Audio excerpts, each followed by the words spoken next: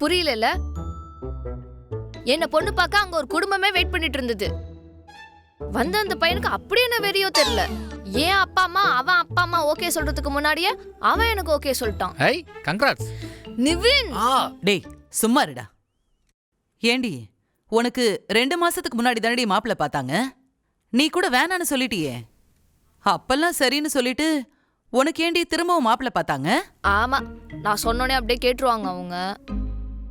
என் அப்பா அம்மா பத்தி தான் ஏற்கனவே உங்கள்கிட்ட சொல்லியிருக்கேன்ல. ஓகே சொல்ல வேண்டியதானே? டேய் நீ கொஞ்சம் கம்மன் இருக்க மாட்டியா?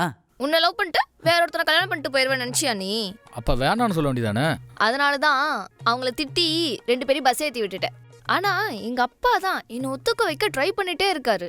நான் பிசினஸ் பண்றதுக்கு அமௌண்ட் கொடுத்து ஹெல்ப் பண்ண ஃபேமிலிமா அது. இப்போ உன்னையே பொண்ணு கேக்குறாங்க, என்னால எப்படிமா முடியாதுன்னு சொல்ல முடியும்?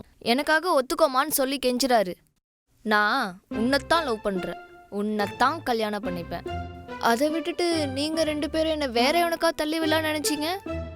கழுத்து அறுத்துக்கிட்டு செத்து போயிருவேன். சாகிறதுக்கு முன்னாடி உங்க 2 பேர் பேரையும் தான் எழுதி வச்சுட்டு சாவேன்.